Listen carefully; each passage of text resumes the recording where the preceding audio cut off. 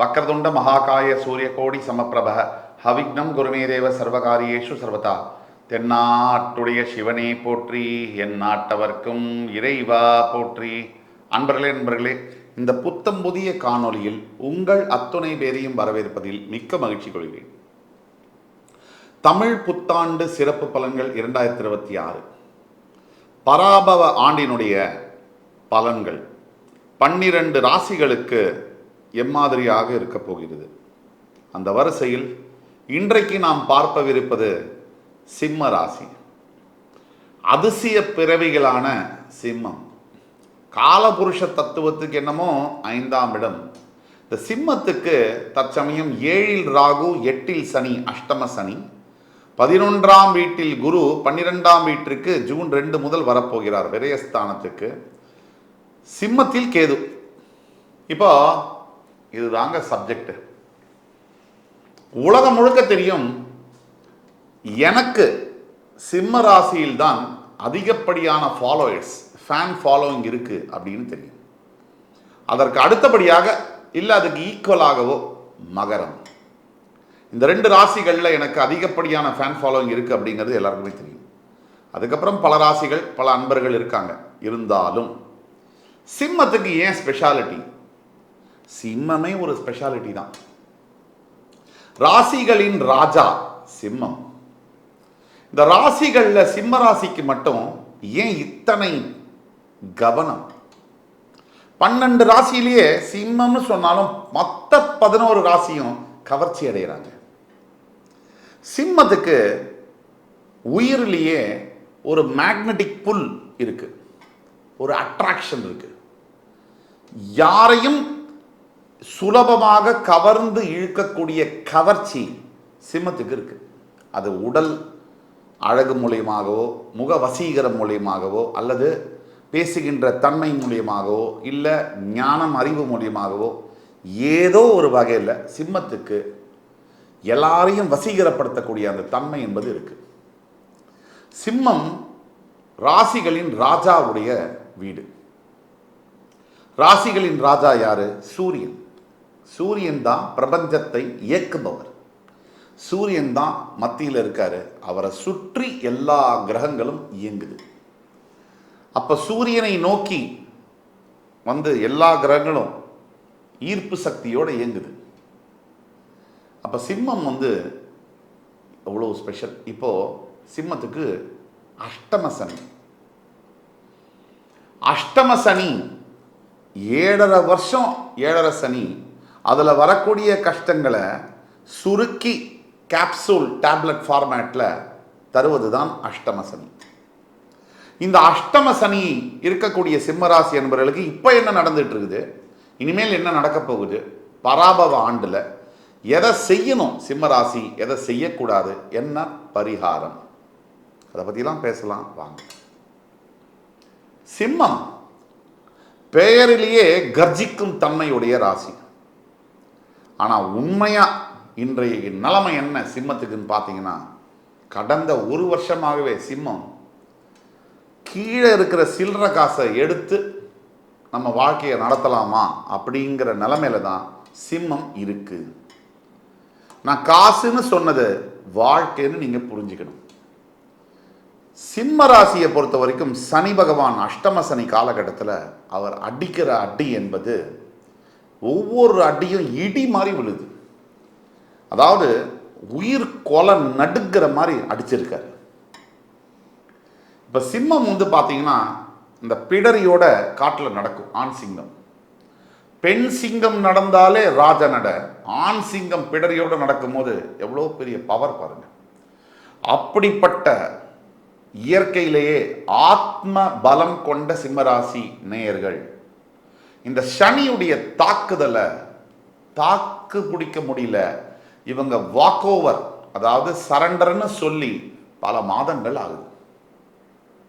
ஆனாலும் சனி விடுவாரா? துரத்தி துரத்தி அடிக்கிறார். பல சிம்மராசி நேயர்களுக்கு என்ன பிரச்சனை இப்போ வாழ்க்கையில்? முதல்ல எதுக்குமே பயப்படாத ஒரு ராசி பயப்படுறாங்க. மனசுல பயம், நடுக்கம், உதறது. அப்படியே அதை வெளியிலேயும் சொல்ல முடியல. ஏன்னா இது இவ்வளவு நாள் நெஞ்ச நிமிர்த்தி நடந்துட்டோம். வெளில சொன்னால் நம்மளை எங்கே கேவலமாக நினச்சிடுவாங்களோ அப்படிங்கிற பயமும் இருக்குது சிம்மராசிக்கு. அடுத்தது என்ன பிரச்சனை? பணத்தால் சிம்மராசி நம்பர். இப்போது சனி பகவான் எல்லா சிம்மராசிக்காரர்களுக்கும் ஒரே விதமான பிரச்சனையை கொடுக்க மாட்டார். யாரை எங்கே எதில் அடித்தா இவன் அழுவான்னு அவருக்கு தெரியும், கதறுவான்னு தெரியும். அவனை அதால் அங்கே அடிக்கிறார். ஒரு சிலரை பணத்தால் அடிக்கிறார். பணம் போச்சுன்னா அவன் காலி, அவன் ஸ்டாண்டர்ட் ஆஃப் லிவிங் போச்சுன்னா அவனுக்கு அந்த அவமரியாதை அவனால் தாங்க முடியாது. கவரிமான் மயிர் கீழே போனால் செத்துருன்னு சொல்லுவாங்க. அந்த மாதிரி சிம்மத்துக்கு மானம் போச்சுன்னா சிம்மம் செத்துரும். ஸோ அதனால் அடிக்கிறார். ஒரு சிலருக்கு இவனுடைய ஹெல்த்தை காலி பண்ணால் தான் இவன் காலியாவான், ஹெல்த்தில் கை வைக்கிறார். அப்படியே திடீர்னு பார்த்தீங்கன்னா பெரிய அளவிலான டிசீஸ், ஒரு மேஜர் ஷாக். ஒரு சிலருக்கு வேலை வாய்ப்பில் கை வச்சாதான் இவனை அடக்க முடியும், பயப்படுவான். பெரிய வேலை இருக்கிற வேலை போயிடுச்சுன்னா அடுத்தது என்ன செய்யறது? வாழ்க்கையே அந்த ஒரே ஒரு அடியில் ஒன் ஸ்டாப் ஷாப், வாழ்க்கையை காலி பண்ணிடலாம்னு சொல்லி சில பேருக்கு வேலையில் அடிக்கிறாரு. ஒரு சிலருக்கு உறவுகளில் அடிக்கிறாரு. கணவனை மனைவியால், மனைவியை கணவனால் அடிக்கிறாரு. குழந்தை பாசத்தினால் அடிக்கிறாரு. அவனுக்கு அதை வச்சா தான் அவன் கதறுவான். அதனால் குழந்தை பாசத்தில் நான் அவனை அடிக்கிறேன். ஏன்னா குழந்தை பாசத்தை தொட்டால் தான் அவனோட மனசை நான் காலி பண்ண முடியும் அப்படிங்கிறதுல அடிக்கிறாரு. இன்னும் ஒரு சிலருக்கு காதலன் காதலி, இந்த லவ்வை மட்டும் உடைச்சானா இவன் காலிவன், சுக்குன்னு ஒரு பவுடர் மாதிரி ஆயிடுவான் அப்படின்னு சொல்லி அங்கே அடிக்கிறாரு. இப்படி ஒவ்வொருத்தனுக்கும் ஒவ்வொரு இடத்துல எங்க வச்சா எங்க அடிச்சா இவன் கதறி உயிர் வலியோடு அழுவான் அப்படின்னு தெரிஞ்சு அடிச்சிட்டு இருக்கிறாரு. இன்னைக்கு சிம்மராசி உயிர் வலி பொறுக்க முடியாம அழுதுட்டு தான் இருக்காங்க. இந்த பராபவ ஆண்டுல நான் என்ன புதுசா சொல்றது? இந்த ஏப்ரல் 14 முதல் ஜூன் 2 வரைக்கும் சிம்மராசி நேயர்களே, உங்களோட ஐம்புலன்களையும் பொத்திட்டு தான் நம்ம இருக்கணும். ஐம்புலன்கள்னு நான் சொல்றதுல எல்லாமே அடக்கும். அப்படி இருந்தால் மட்டுமே தான் உங்களுடைய வாழ்க்கை நியூட்ரல், ஜீரோ அப்படிங்கிற பொசிஷனுக்கு ஜூன் 2ற்கு பிறகு, குரு பயிற்சிக்கு பிறகு வரும். நல்ல காலம் வருமா? சாமி மேல சத்தியமா அடுத்த 1.5 வருஷத்துக்கு இல்லை. ஓரளவுக்கு சமாளிக்கக்கூடிய காலம் வருமா? அதுதான் ஜூன் 2. இந்த வலி, இந்த ரணம், இந்த அவஸ்தை, இந்த சித்திரவதை, இது ஜூன் 2ற்கு பிறகு மாறும். இதுதான் நல்ல செய்தி. ஜூன் 2 பிறகு நான் அமெரிக்கா அதிபர் ஆயிடுவேனா? கண்டிப்பாக இல்லை. அமைச்சிகரைக்கு கூட ஆக முடியாது.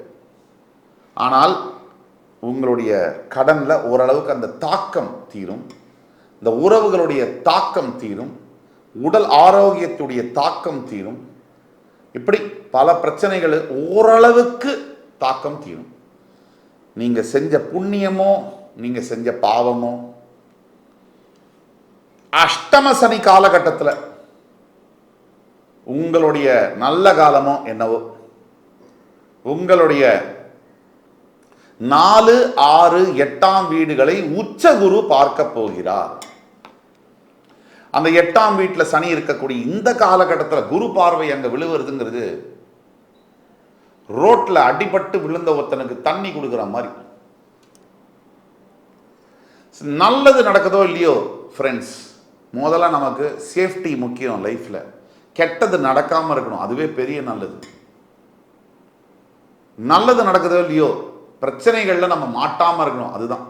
இப்போ ப்ராக்ரஸ் பத்தி, முன்னேற்றங்கள் பத்தி, growth பத்தி, வளர்ச்சி பத்தி எல்லாம் பேசாதீங்க, நினைக்காதீங்க. ஒரு டைம் வரும், நான் சொல்றேன், அந்த டைம்ல உங்களுடைய வில்லுலேருந்து அந்த அம்பை அட்டிங்க. இப்போ ஹிடன் மோட்ல போக வேண்டிய காலம் சிம்மத்துக்கு. சிம்மத்துக்கு இந்த குரு பயிற்சி 2வது ஜூனுக்கு பிறகு உடனே ஆஹா ஓஹோன்னு திருப்பி ஆரம்பிச்சிடக்கூடாது. சிம்மம் எந்த ராசி அப்படின்னா ஒரு ஹைப்டு ராசி. சந்தோஷம்னாலும் மேலே டான்ஸ் ஆடுறது, உச்சக்கட்டமாக குதிக்கிறது. துக்கம்னாலும் தரையை பொழந்து போட்டுட்டு உள்ளே போய் படுத்துட்டு அழுகுறது. இது ரெண்டுமே வேண்டாம் ஃப்ரெண்ட்ஸ். நீங்கள் பேலன்ஸ்டாக இருக்கிறதுக்கு கற்றுக்க வேண்டிய அந்த மெச்சூரிட்டியை கற்றுக்க வேண்டிய காலகட்டங்கள் இது. நீங்கள் அமைதியாகத்தான் இப்போ இருக்கணும். இப்போ அமைதியாக இருந்த ராஜா நீங்கள் பார்த்தீங்கன்னா எப்பவுமே ஒரே கோபமாகவோ ஒரே சந்தோஷமாகவோ ஒரே துக்கமாகவோ இருப்பதில்லை. என்ன கோபம் இருந்தாலும் என்ன சந்தோஷம் இருந்தாலும் துக்கம் இருந்தாலும் பேலன்ஸ்டாக இருக்க கற்றுக்கக்கூடிய ஒருத்தர் தான் மிகப்பெரிய தலைவனாக மாற முடியும். ஆக சிம்மத்துக்கு பல சங்கடங்கள் இருக்கு இப்போ. எஸ்பெஷலி இந்த உறவுகளில் சிங்கத்துக்கு இந்த உறவுகள்னால சிம்ம ராசிக்கு தனிமைப்படுத்தப்பட்ட காலகட்டங்களாக இது இருக்கு. பல சிம்மராசி அன்பர்கள் கணவனை பிரிந்து மனைவியை பிரிந்து தனியாக இருந்து அது ரொம்ப கொடூரமான ஒரு நிலைமை. அந்த நிலைமையில் இருக்கக்கூடியவர்கள் பல அன்பர்கள் இருக்காங்க. தான் பெற்ற குழந்தைகளை பார்க்க முடியாத அன்பர்கள் இருக்காங்க. தன்னுடைய நண்பனே உங்க ஃபோன் கால்காக எதிர்பார்த்த நண்பன் உங்களை பிளாக் பண்ணக்கூடிய ஒரு காலம். உங்களை கிட்ட கை கட்டி நின்னவங்கெல்லாம் உங்களை ஏளனமாக பார்த்து சிரிக்கக்கூடிய ஒரு காலகட்டங்கள். அதுதான் நேரம் காலம். கொடுத்த கைகள் ஏந்தி நிற்கக்கூடிய காலம். சிம்மத்துக்கு ஆகாத ஒரு விஷயம் கை ஏந்துறது சிம்மத்துக்கு ஆகாது. அது மரணத்துக்கு மேலன்னு நினைக்கக்கூடியது சிங்கம். ஆனாலும் சிம்மத்தை கையேந்த வைத்த ஒரு காலம், சந்தர்ப்ப சூழ்நிலைகள். ஆக ஏப்ரல் 14 ஜூன் 2 வரைக்கும் சிம்மராசி என்பர்கள் ரொம்ப ரொம்ப ரொம்ப ரொம்ப கவனமாக இருக்கும். என்னென்ன நல்ல விஷயம் இருக்கு இந்த அஷ்டம சனிலையும்? வேலையெல்லாம் இருக்கும், பணமெல்லாம் வரும், ஓரளவுக்கு நிம்மதி இருக்குல்ல, சந்தோஷம் இல்லை. எதையோ ஒன்றத்தை தொலைச்சிட்டு என்னத்தை தொலைச்சோன்னே தெரியல, அதை எங்க தேடுறதுன்னு எப்படி தெரியும்? இந்த வார்த்தையை பாருங்க, எங்க என்னத்தை தொலைச்சோன்னே தெரியாம எங்க போய் தேடுறது? இன்னைக்கு சிம்மராசிக்குடைய மைண்ட் செட் வந்து அப்படிதான் இருக்கு. ஆக 8ஆம் இடத்தில் கூட்டு கிரகங்கள் இருப்பது ஒரு அநியாயமான ஒரு விஷயம். அந்த நிலைமை சிம்மத்திற்கு ஏப்ரல் 14, 18 தேதிகளில் நடக்குது. அதெல்லாம் தாண்டணும், தாண்டி வரணும், ஜெயிக்கணும். நான் சொல்லியா உங்களுக்கு தெரிய போகுது? சிம்மத்துக்கு தெரியாதுதான். ஃபீனிக்ஸ் பறவை அதோடைய குணத்தை கற்றுக்கிட்டதே சிம்மத்துக்கிட்ட தான். சிம்ம ராசி தான் வெகுண்டு எழக்கூடிய ஒரு ராசி. அடரா என்ன எவ்வளவு வேணா அடி, நான் அதை தாண்டி ஜெயிக்கிறேன் பார் அப்படின்னு சொல்லக்கூடிய மன தில்லு தைரியம் சிம்மத்துக்கு மட்டும்தான் இருக்கு. அதனால உங்களை வந்து பிறவியிலேயே நீங்கள் ஃபீனிக்ஸ் பறவைகள் ஒன்றும் சொல்ல வேண்டிய அவசியம் இல்லை. சேவிங்ஸ் பண்ண வேண்டியது ரொம்ப அவசியம், செலவழிக்கக்கூடாது. 9இல் சுக்கிரன் வரும்போது லக் அண்ட் சப்போர்ட் எல்லாம் வரும், இருந்தாலும் கவனமாக இருக்க வேண்டும்.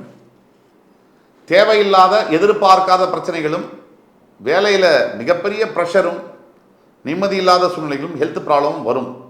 ஆன்டிசிபேட் பண்ணது எதிர்பார்க்க வேண்டியது தான். நான் என்னடா நெகட்டிவாக சொல்கிறேன்னு நினைக்க வேணாம், உண்மையை பேசுகிறேன். அதனால் நீங்கள் கவனமாக இருக்க வேண்டும், அதுக்கு தான் சொல்கிறது. மனம் அதான் பெரிய சவால் இப்போ சிம்மத்துக்கு. மனசை எப்படி கையாளுறது? நம்ம மனசு நமக்கே ஆப்போசிட்டாக இருக்குது, அதை எப்படி கையாளுறது? சிம்மத்தை பொறுத்த வரைக்கும் எப்பவுமே மனசு கொஞ்சம் எமோஷனல். இந்த காலகட்டத்தில் அஷ்டம சனிக்கும் போது சனி விட்டுருவாரா? போட்டு வாஷிங் மிஷினில் போட்டு டர்போ கிளீனிங் பண்ணிடுவார். டர்போ வாஷ்னா தெரியும் இல்லையா? அடித்து துவைச்சு கிழிச்சு எடுத்துடுற மாதிரி மனசை இதை பண்ணியிருப்பார். இதெல்லாம் ஜாக்கிரதையாக இருக்க வேண்டும் சிம்மம். மெடிடேஷன் அவசியம், கோவில்களுக்கு போகிறது அவசியம், ஆன்மீக தொடர்பு அவசியம், குருமார்களுடைய தொடர்பு அவசியம், பொறுமை நிதானம் மிக மிக மிக மிக மிக மிக அவசியம். நான் பேசிடுறேன், வாழ்றது ரொம்ப கஷ்டம், அதை நீங்கள் தான் பார்த்துக்கணும். எதுலையுமே ஒரு திருப்தி இருக்காது, இனம் புரியாத பயம், இனம் புரியாத ஒரு கவலை, இதெல்லாம் இருக்கும். இதெல்லாம் தியானம் மெடிடேஷன் மூலியமா சரியாகும். முடிஞ்சால் திருவண்ணாமலையில் இருக்கக்கூடிய கோவிலுக்கு சென்று கிரிவலம் வருவது ரொம்ப நல்லது. பௌர்ணமி அன்னைக்கு இந்த காலகட்டத்தில் திருவண்ணாமலை ரமண மகர்ஷி ஆசிரமத்தில் போய் மெடிடேட் பண்ணுங்க, கிரிவலம் வாங்க, ரொம்ப ரொம்ப ரொம்ப ரொம்ப நல்லது. ஏற்கனவே பண்ணிட்டு இருக்கீங்களா? இன்னும் நல்லது. ட்ராவல் பண்ணும்போது கவனமாக இருக்கணும், மெடிசன்ஸ் எல்லாம் ப்ராப்பராக எடுத்துக்கணும், ட்ரிங்க் பண்ணிட்டு டிரைவ் பண்ணக்கூடாது, அது எப்போவுமே பண்ணக்கூடாது. இந்த காலகட்டங்களில் 100% விபத்து அதை கொடுக்கும். இப்போ கணவனுக்கு உடம்பு சரியில்லை அப்படின்னா உடனே கவனம் பண்ணுங்க. அதே மாதிரி சுப காரியங்களை போஸ்ட்போன் பண்ணுங்க, இப்போ செய்ய வேண்டாம். இந்த காலகட்டங்களில் செப்டம்பருக்கு பிறகு பார்க்கலாம். இப்போ 2 விஷயம், நீங்களா இல்லை அப்படிங்கிற உண்மையை நீங்கள் புரிஞ்சுக்குங்க. அதுக்கு காரணம் கிரகம், சனி பகவான், சூழ்நிலை, டைம், நேரம், காலம். இதெல்லாம் நீங்களா மாறுறதுக்கு டைம் எடுக்கும். முகத்திலேயே வித்தியாசம் தெரியும். அஷ்டம சனியுடைய தாக்கம் இருக்கும். அதனால கவலைப்பட தேவையில்லை. இதுவும் கடந்து போகும். இப்போ நீங்க கோத்ரூ பண்ணக்கூடிய அத்துணை சவால்களும் நண்பர்களே முக்கியமாக குறித்து வச்சுக்கோங்க, உங்களுடைய சகாப்தத்தை எழுதும், உங்களுடைய சாதனைகளை எழுதும். இப்போ நீங்க பார்க்கக்கூடிய சங்கடங்கள் அனைத்தும் நாளைய சாதனைகளுக்கான விதை. இதை மட்டும் நீங்க புரிஞ்சுக்கிட்டா போதும். நம்ம பேசுறதெல்லாம் பொது பலன்கள். தனிப்பட்ட உங்களுடைய பிறப்பு ஜாதகத்தில் தசாபுக்தி நல்லா இருக்குனாலோ, உங்களுக்கு கால நேரம் நல்லா இருக்குனாலோ இவ்வளவு பிரச்சனை தாக்கங்கள் இருக்காது. இருந்தாலும் சனியுடைய தாக்கங்கள் இருக்கும். ஒரு 70% பிறப்பு ஜாதகம் தான் வேலை செய்யும், 30% தான் கோச்சார பலன்கள் வேலை செய்யும். உங்களுடைய தனிப்பட்ட வாழ்க்கையில் உங்களுக்கு நாளைக்கு பராபவ ஆண்டுல என்ன நடக்க காத்திருக்கொண்டிருக்கிறது என்று தெரியணும்னா கீழே கொடுக்குள்ள வாட்ஸ்அப் நம்பரில் எங்களை காண்டாக்ட் பண்ணுங்க. உங்களுக்கான ஆன்லைன் கன்சல்டேஷனில் உங்களுக்கான பிரத்யேகமான துல்லிய வாழ்க்கை 200% இதான் நடக்கும் அப்படிங்கிற பலனை என்னால் சொல்ல முடியும். உங்களுடைய வாழ்க்கைக்கான டைரக்ஷனை கொடுக்க முடியும். இந்த காணொளி சிம்மராசி அன்பர்களே, என் உயிரினும் மேலான சிம்மராசி அன்பர்களுக்கு பிடிச்சிருக்கும்னு நம்புகிறேன். அடுத்து வரும் காணொளியில் வேறொரு சந்தர்ப்பத்தில் மறுபடியும் உங்கள் எல்லோரையும் சந்திக்கும் வரை உங்களிடமிருந்து விடைபெறுவது உங்கள் சுபாஷ் பாலகிருஷ்ணன். நன்றி, வணக்கம், வாழ்க வளமுடன்.